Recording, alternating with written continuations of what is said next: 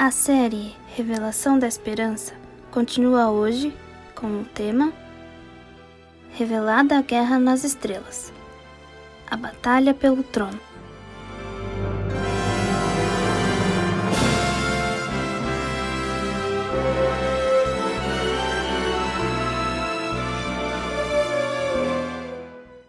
Boa noite, a minha saudação a você que está acompanhando mais uma vez a série Revelação da Esperança. Hoje nós vamos entrar num tema que julgo ser um dos mais importantes das Escrituras Sagradas. Talvez o tema de hoje traga respostas a perguntas que às vezes você não tem coragem de fazer.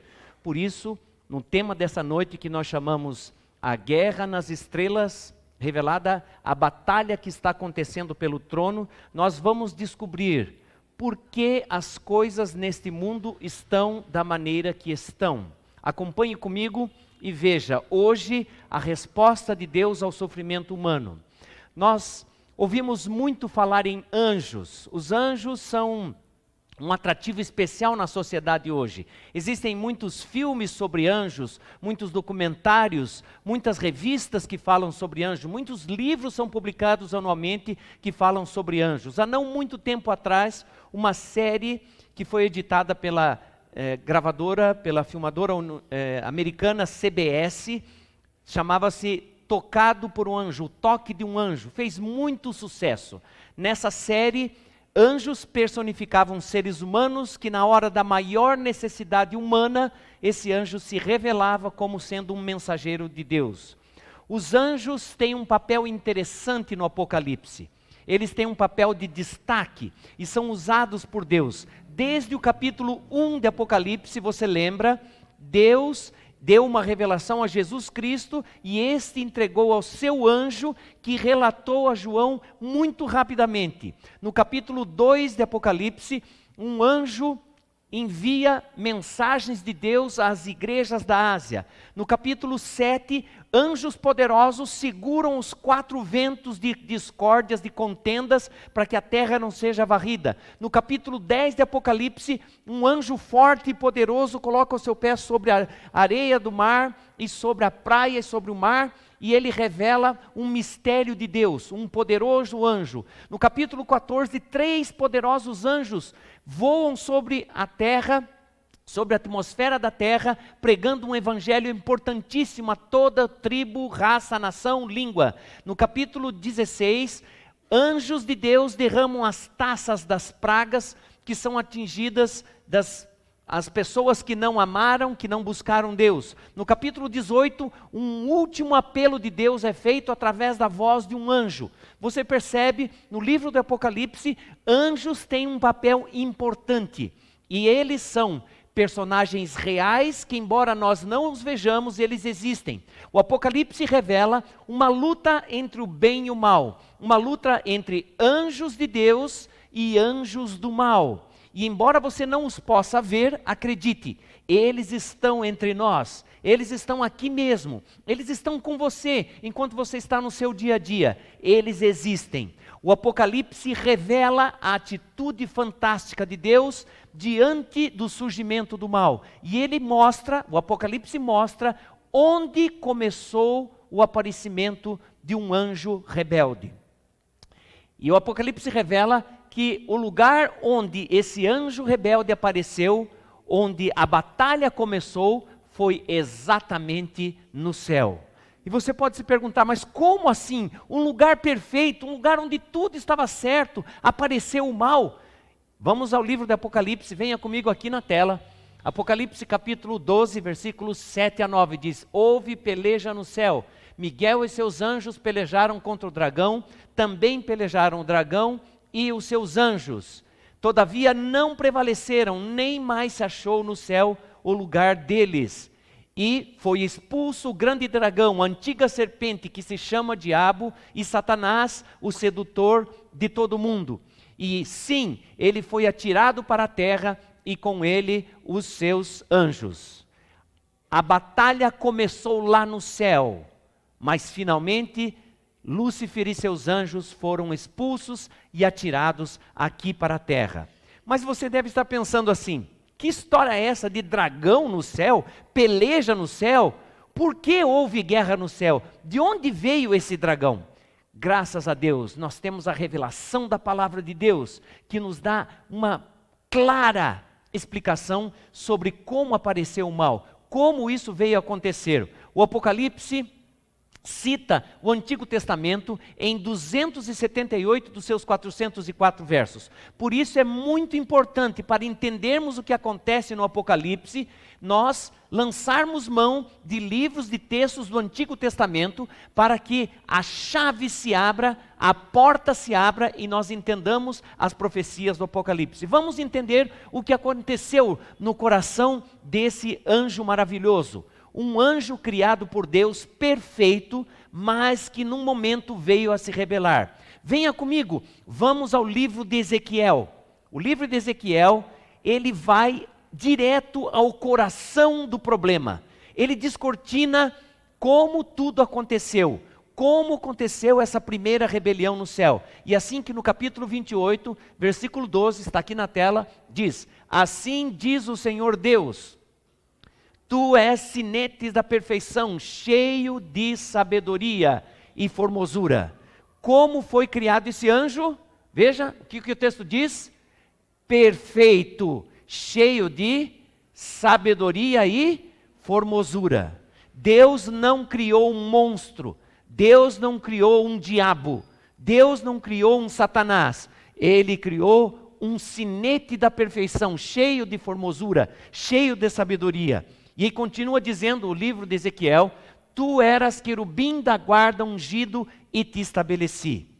Esse não era um anjo qualquer, era um anjo que ocupava uma posição muito especial.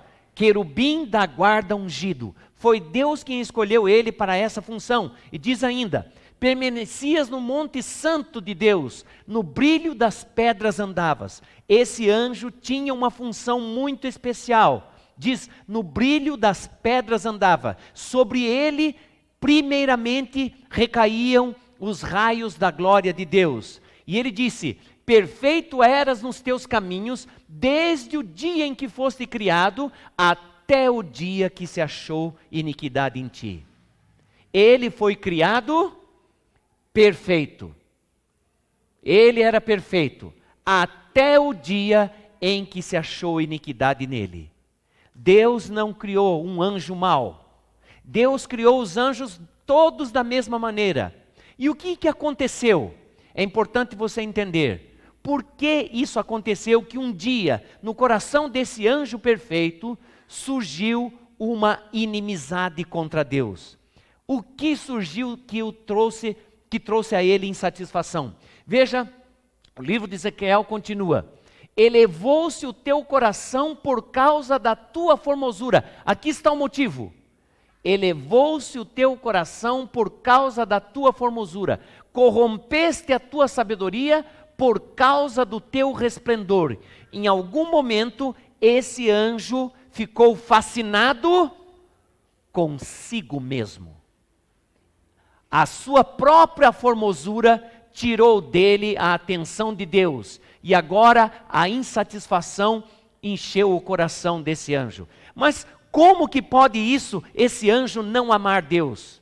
Porque esse anjo foi, assim como nós, criado por Deus, com o poder de escolher ou não a Deus. Ele foi dotado do mesmo poder de escolha que eu e você temos. Ele podia escolher obedecer a Deus ou não. O amor funciona desse jeito. O amor nunca é verdadeiro se você é obrigado a amar. Ninguém ama obrigatoriamente. Não há amor verdadeiro se você não escolhe amar. E se você não escolhe amar, você nunca será feliz de verdade. Por isso, o amor tem que ser uma escolha. Foi assim que ele foi criado, com escolha. Deus não nos criou como marionetes. Deus não criou anjos marionetes que iriam obedecer mesmo que não tivessem vontade. Em Isaías capítulo 14, diz ainda que intenção encheu o coração desse anjo. Diz: como caíste do céu, ó estrela da manhã, filho da alva, tu dizias no teu coração: eu subirei ao céu, acima das estrelas de Deus exaltarei o meu trono, e no monte da congregação me assentarei nas extremidades do norte. Ele queria ocupar um lugar maior e disse: subirei acima das mais altas nuvens e serei semelhante ao Altíssimo. Você conseguiu perceber algo que é recorrente nesse texto, que aparece várias vezes nesse texto, que fala sobre uma particularidade do coração de Lúcifer quando ele começou a ter problemas? O que começou a despontar nele foi exatamente o eu. Lúcifer teve problemas com o ego ou com o eu. Ele começou a amar mais a si mesmo do que a Deus. E isso ele fez por uma escolha particular. Assim como cada um de nós temos a escolha a fazer, ele também fez a sua escolha. Ele apaixonou-se por si mesmo. Lindo, formoso, esplêndido que era. Ele começou a pensar: eu sou bonito demais, eu sou belo demais. E à medida que ele foi se achando mais, ele começou a perder a capacidade de desfrutar o amor de Deus. Ele pensou: eu subirei ao céu, eu exaltarei o meu trono, eu me assentarei no trono, eu subirei acima das mais altas nuvens, e eu serei semelhante ao Altíssimo. O eu é a raiz de todo pecado. Todo pecado começa desse jeito. Você tira Deus do centro e coloca o seu eu no centro, e aí tudo começa a despencar. Eu tenho que ter isso, eu tenho que fazer isso, eu sou assim, eu sou desse jeito, eu faço isso, eu não quero aquilo. Quando o eu toma conta da sua vida, você perde a capacidade de desfrutar o amor de Deus. Lúcifer, ele desejou uma posição mais elevada do que aquela que ele tinha. Ele desejou um trono exaltado mais do que ele poderia. Ele desejou uma regência e dominância que não lhe pertencia. E como Deus reagiu? Como é que o Deus Criador reage a alguém que se rebela contra ele?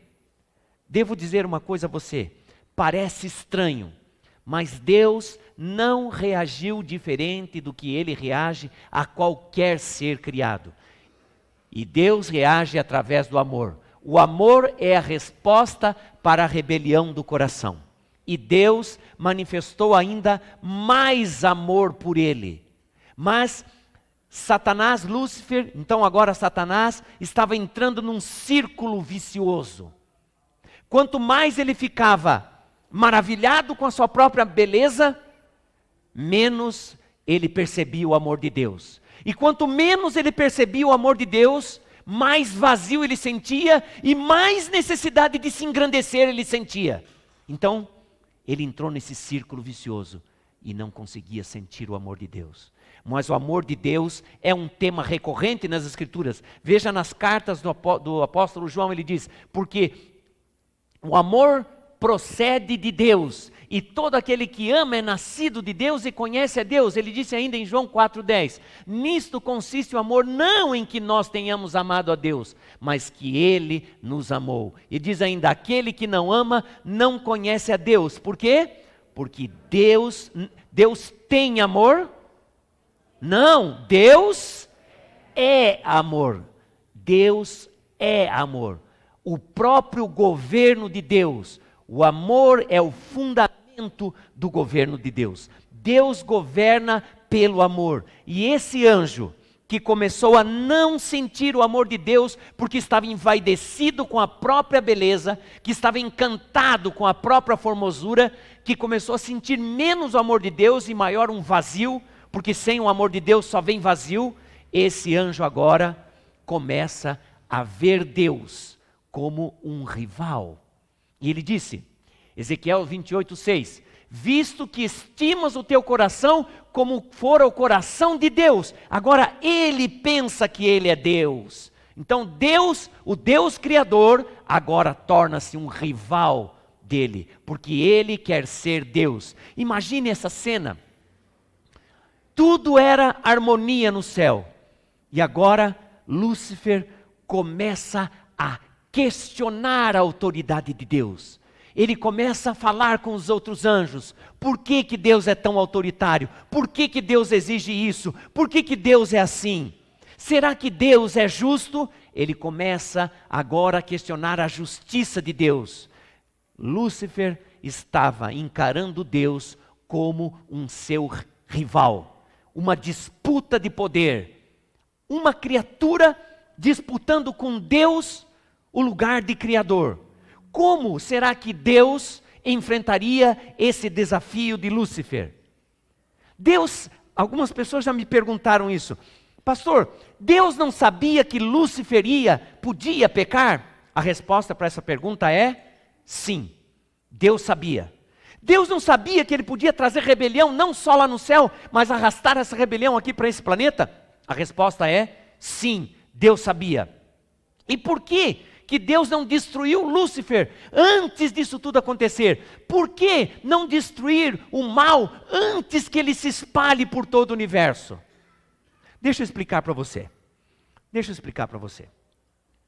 Eu não conheço muito bem a região aqui ainda. Mas você lembra o nome de um vereador dessa região aqui? Um vereador que seja o vereador da cidade de São Paulo, mas que tenha sido dessa região aqui. Você sabe o nome de algum? Goulart. Quem mais? Vou escolher um nome desse. Tato. Vamos escolher esse aí. Vamos dizer que o vereador Tato não goste muito do prefeito de São Paulo, que é o Bruno Covas. E ele começa a espalhar por aí que o prefeito Bruno não está agindo com justiça, que ele não está trabalhando de um jeito que vai beneficiar a população da cidade de São Paulo. Ele começa a falar que ele não está sendo justo, que o prefeito está fazendo alguma coisa errada. Que atitude esse prefeito deveria tomar? Chamar a rota? Cercar a casa dele com a Guarda Nacional? Finalmente ele chamaria talvez um pouco das Forças Armadas? Prenderia agora o Tato? Mandaria prender, não satisfeito? Para o Tato parar de falar essas besteiras, mandaria executar o Tato? Isso resolveria o problema? Ou colocaria uma dúvida maior ainda? Percebe? A questão que foi levantada foi: Deus é realmente justo? A maneira de Deus é realmente a melhor? Se Deus destruísse Lúcifer no primeiro momento de rebelião, você acha que essa dúvida ia desaparecer? Essa dúvida ia ficar muito maior. Os outros anjos iam pensar: olha, ele desconfiou de Deus e olha o que Deus fez. Será que isso é verdade o que ele estava falando? Ele não teve tempo de se defender. Por isso Deus escolheu a maneira mais sábia. O que Deus fez? Ele deu tempo. Era preciso tempo, não só para os anjos no céu verem e entenderem o que estava por trás, mas habitantes de outros mundos, outros seres vivos, entendessem o que estava acontecendo. Deus esperou um tempo. Deus não permitiu a entrada do pecado no universo. Ele tolerou, ele aguentou isso. Por quê? Para que nós precisássemos entender que o caminho de Deus, a vontade de Deus, a justiça de Deus, a autoridade de Deus é de verdade a melhor.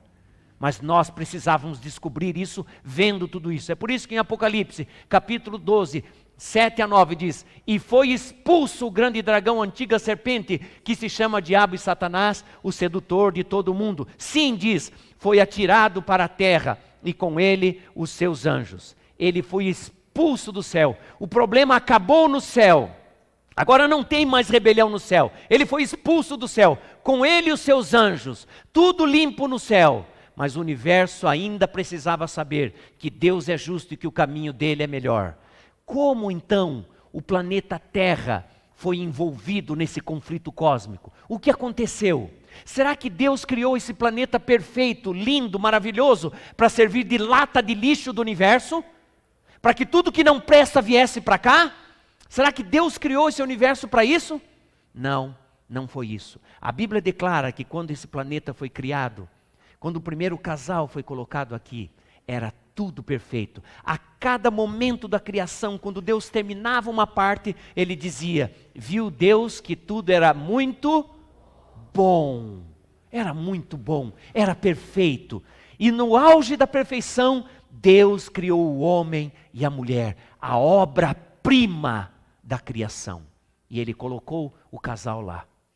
Deus sabia que Satanás viria tentar colocar no coração deles a mesma rebelião. Deus os avisou: ele só pode tentar vocês, ele só pode chegar até vocês na árvore do conhecimento do bem e do mal. Não cheguem perto dessa árvore, não toquem nesse fruto, não comam esse fruto, porque se vocês fizerem isso, o mal vai entrar nesse mundo e vocês vão morrer. Deus avisou. E aquele dia, quando a primeira mulher chegou perto da árvore, Lúcifer, agora Satanás, disfarçado numa serpente, ele disse a ela: como é que Deus disse? É certo que vocês não vão morrer. Deus disse que vocês vão morrer, mas de verdade vocês não vão morrer. Em outras palavras, Satanás está dizendo que Deus está mentindo. Mas a Bíblia diz: quem é o pai da mentira? É o próprio Satanás. Ele disse: porque Deus sabe que no dia em que dele comerdes, se vos abrirão os olhos, e como Deus sereis conhecedores do bem e do mal. Olha, algo que ele queria, ser como Deus, ele estava dizendo: se vocês desobedecerem, se vocês me seguirem na rebelião, vocês vão ser como Deus. Não vão morrer, vocês vão se transformar em deuses. E aquela moça comeu daquele fruto, e o seu marido também comeu. E seguiram Satanás nessa rebelião com Deus. Qual foi o resultado?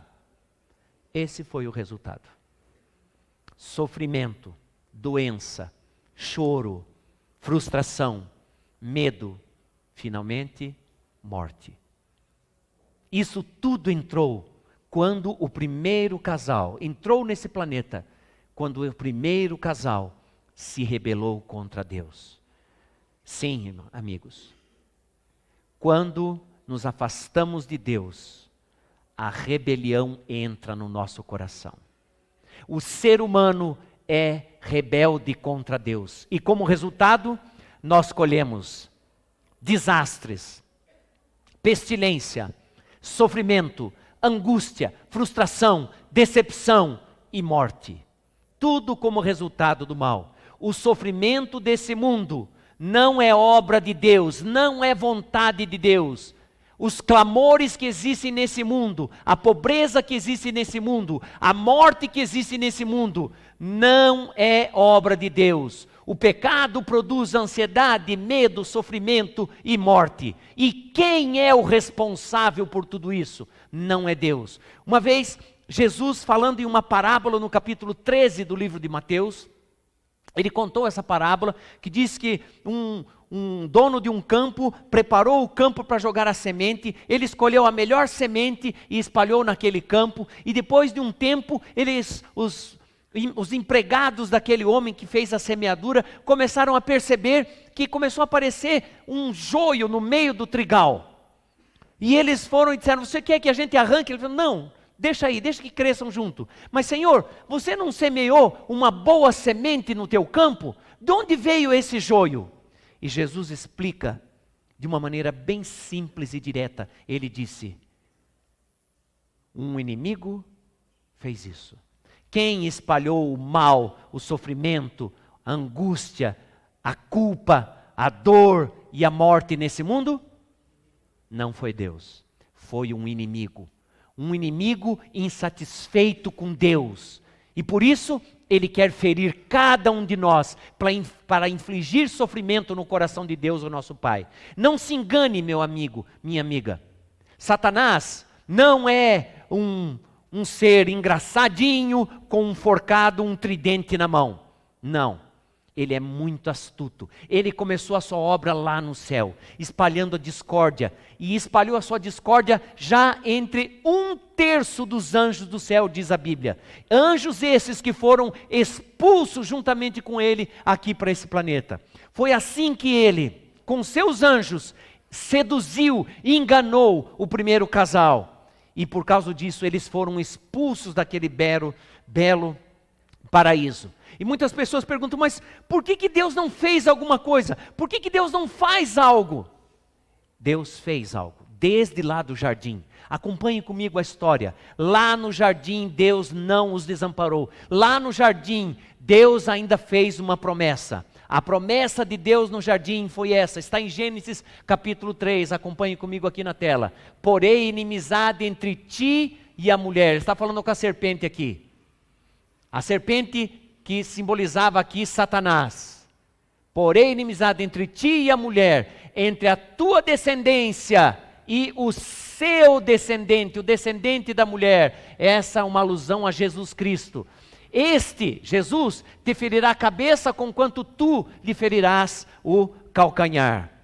A promessa de Deus era que um dia o Salvador Jesus Cristo veria para vindicar o amor de Deus nessa terra. Uma terra contaminada pelo pecado, pela tristeza, pela morte, pelo sofrimento, pela angústia, pela lágrima. Jesus Cristo veria aqui e seria vencedor sobre a morte.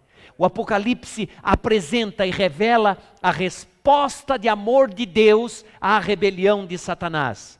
Sim, foi em resposta a essa rebelião que Jesus veio a esse mundo.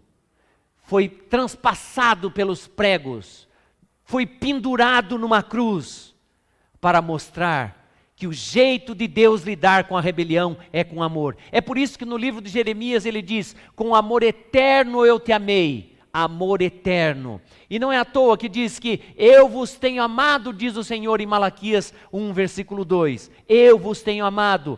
E no livro de 1 João diz, nós amamos por quê? Porque Ele nos amou primeiro, Deus nos amou. E é assim que o livro do Apocalipse revela o amor de Deus. Aquele que nos ama e pelo seu sangue nos libertou dos nossos pecados. Satanás nos prende dos nossos pecados.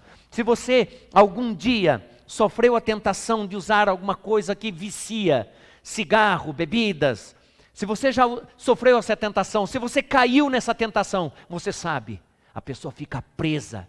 Tem vontade de parar, mas não consegue. Não tem forças para largar. Quer, mas não consegue. Então fica preso. Para muitas pessoas essa prisão nunca acaba. Porque ela se deixa levar. Ela tem a vontade de escolher, mas não tem forças. Olha o que diz esse texto. Jesus morreu e com seu sangue nos libertou dos nossos pecados. Jesus veio para nos libertar. Jesus nasceu como um bebezinho nesse mundo. Jesus viveu nesse mundo para mostrar-nos a liberdade que existe na escolha de Jesus Cristo. Eles, diz o Apocalipse 12, versículo 11, aqueles que vencem. Eles, pois, os venceram por causa do sangue do Cordeiro e por causa da palavra, do testemunho que deram. E mesmo em face da morte, não amaram a própria vida. Como é que é a maneira de vencer? Como nós podemos vencer Satanás? Só tem uma maneira, pelo sangue do Cordeiro. Você está lutando contra um mau hábito, você está lutando contra um vício, você está lutando contra uma situação terrível na tua casa, um desamor, um desafeto, você está lutando contra um pensamento ruim, contra um hábito ruim. Só tem esse jeito de vencer, pelo sangue do Cordeiro. Você me pergunta, por que Deus não faz alguma coisa se Ele nos ama? Bom, Ele fez tudo o que Ele podia. Desde lá do jardim Ele tem feito. Ele nunca nos perdeu de vista.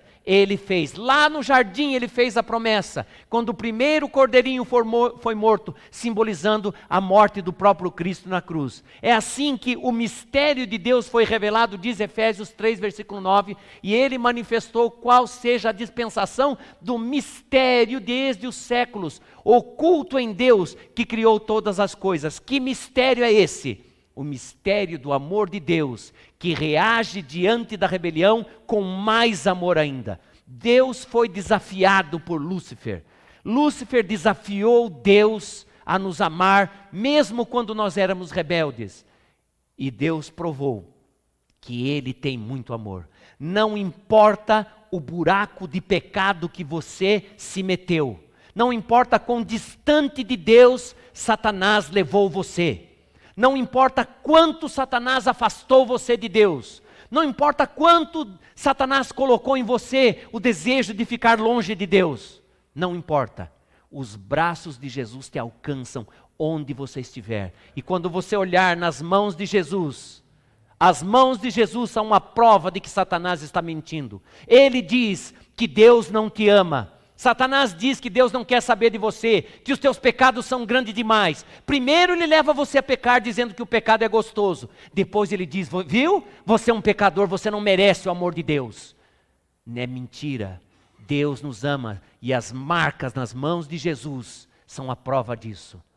Veja a coroa de espinhos na cabeça de Jesus. Isso é a prova de que Deus nos ama. Foi numa sexta-feira em que Jesus teve as suas mãos atravessadas por pregos. Foi numa sexta-feira, como hoje, uma sexta-feira, Jesus foi atravessado. Foi numa sexta-feira que os relâmpagos cortaram o céu e iluminaram aquela tarde em que Jesus estava pendurado numa cruz. Foi numa sexta-feira que Judas entregou Jesus. Foi numa sexta-feira. Foi numa sexta-feira que Jesus foi traído, enganado. Foi numa sexta-feira que Jesus foi negado por seus discípulos, foi abandonado por eles. Foi num dia de sexta-feira em que ele foi entregue pelas autoridades para ser morto. Foi numa sexta-feira em que Jesus foi pregado naquela cruz, pendurado entre os céus e a terra. E naquela sexta-feira à tarde, já no pôr do sol, ele foi colocado numa tumba, foi tirado de lá. Os guardas ficaram em pé ao lado da tumba e no sábado Jesus descansou, ficou lá naquela tumba. Tudo parecia estar perdido, mas, aleluia, no primeiro dia da semana, num domingo, Jesus saiu da tumba para te dizer, eu vim te buscar, eu vim vindicar a tua vida, porque você pertence ao Pai, você pertence a Deus. É mentira o que Satanás diz, que Deus não te ama. Eu estou vivo para te provar isso. É por isso que no livro de Hebreus, no capítulo 4, diz que nós não temos um sumo sacerdote que não possa compadecer-se das nossas fraquezas. Você se sente fraco? Ele diz, antes ele foi tentado em todas as coisas à nossa semelhança, mas sem pecado. Por isso, por causa disso, acheguemo-nos confiadamente junto ao trono da graça, a fim de recebermos a misericórdia e acharmos graça e socorro em ocasião oportuna. Você está hoje, meu amigo, minha amiga, lutando contra Satanás. Satanás está dizendo que você não tem valor. Satanás está afundando você em depressão. Satanás está fazendo você não gostar de você mesmo. Satanás está dizendo que Deus não te ama. Saiba, Jesus está pendurado, foi pendurado na cruz para provar que isso é mentira. Jesus hoje mesmo está lutando contra Satanás em teu favor. Ele disse, não temas porque eu sou contigo, não te assombres porque eu sou teu Deus, eu te fortaleço e te ajudo com a minha destra fiel, eu quero te socorrer, eu vim a esse mundo como uma criança, sofri por teus pecados, mas hoje eu te dou a libertação dos teus pecados. O Apocalipse revela que Deus tem muito mais amor por nós, a ponto de pôr um ponto final nas artimanhas de Satanás. Sim, há um dia marcado para Satanás nunca mais incomodar você e nem ninguém. O livro do Apocalipse diz que o diabo, o sedutor deles, foi lançado para dentro do lago de fogo de enxofre.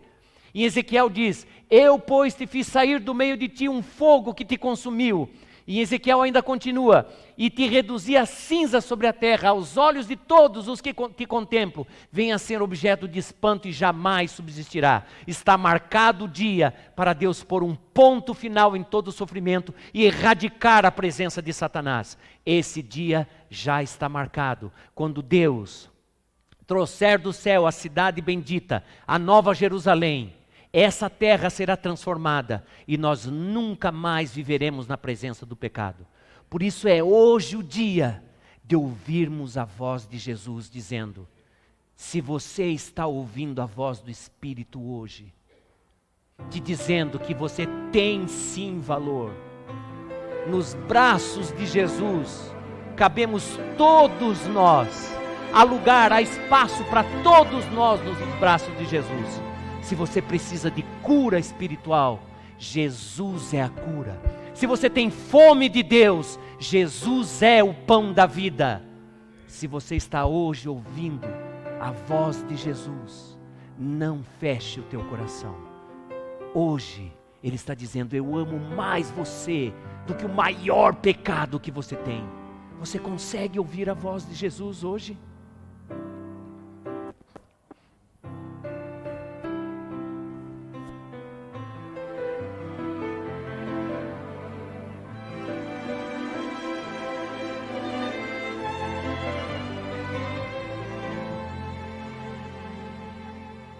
Hoje, se ouvirdes a sua voz, não endureçais o vosso coração. Essas são palavras do Espírito de Deus, que outra vez você ouviu. Não resista mais ao convite. Nos braços de Jesus cabemos todos nós. Ele nos restaura com o toque de suas mãos. Mas qual será sua decisão? Pra toda culpa e dor, Jesus tem a cura. Para quem quer viver, Ele é o pão. Pra qualquer sofrida alma, Ele traz a paz. Pra quem nada tem, Ele tudo é.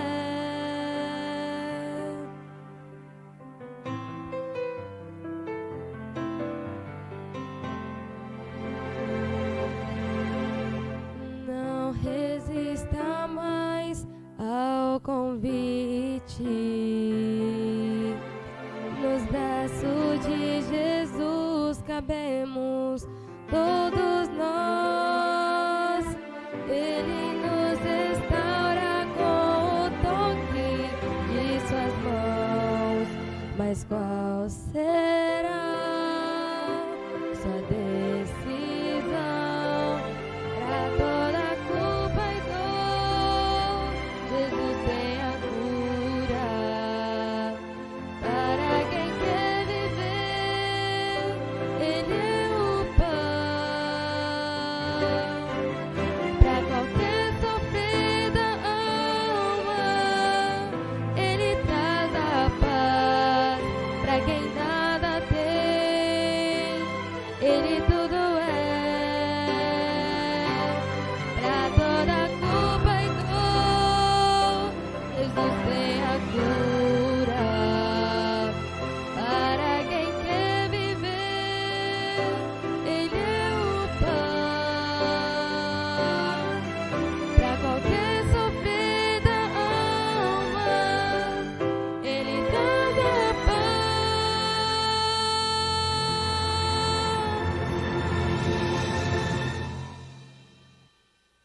Pra quem nada tem, Jesus Cristo é tudo. pra quem quer viver. Ele é o pão da vida, pra quem quer viver. Ele é o pão.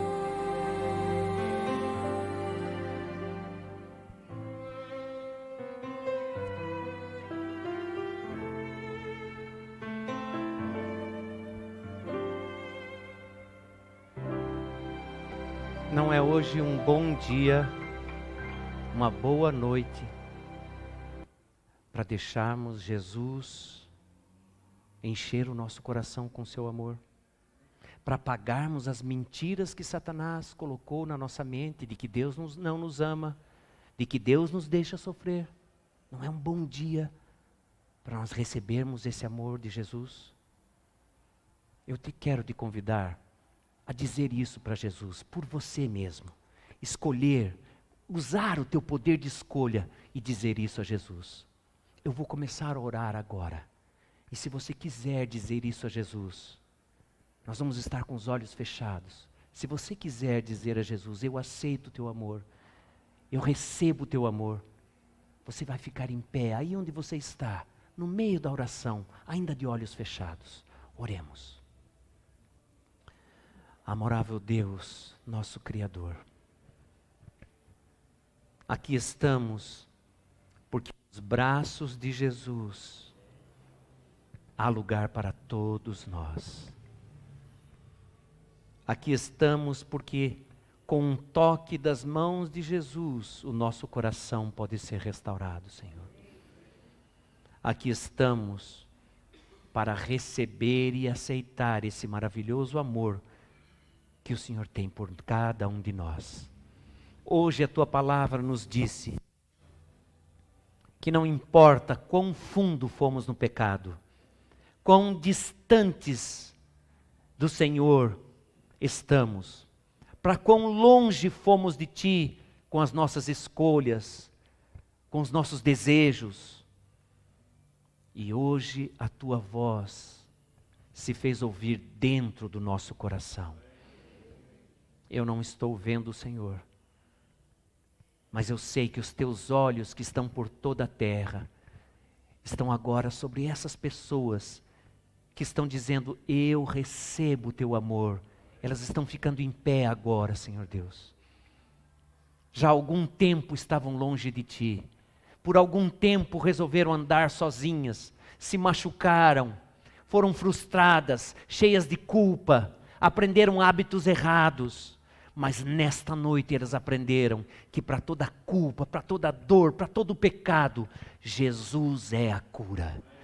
Eles aprenderam que Satanás pode ter implantado mentiras a respeito do teu amor, mas hoje tudo ficou claro. O Senhor nos ama e é isso que basta, Senhor. Queremos receber, eles estão recebendo o teu amor, ficando em pé, Senhor Deus, na tua presença, para te dizer, eu aceito, eu quero. Me liberta do meu mau hábito, me liberta do meu vício, dos meus pensamentos errados, do meu ódio, da minha raiva, me liberta. Foi para isso que o Senhor Jesus Cristo veio a esse mundo, para nos libertar dos nossos pecados pelo seu sangue. E nós queremos ser vencedores pelo sangue do Cordeiro, Senhor. Ao sairmos desse lugar, Pai, sabemos que o teu inimigo não vai desistir. Ele vai vir com outras tentações. Ele vai dizer que nós não somos capazes. Ele vai mandar desistir. Ele vai nos relembrar dos nossos pecados passados. Mas queremos ser vitoriosos pelo sangue do Cordeiro, Senhor Deus.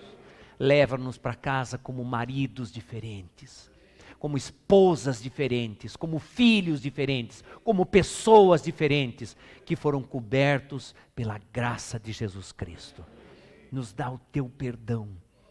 Nos dá a tua proteção ao voltarmos para casa. Nos traz novamente amanhã. Nós te oramos em nome de Jesus. Amém, Senhor.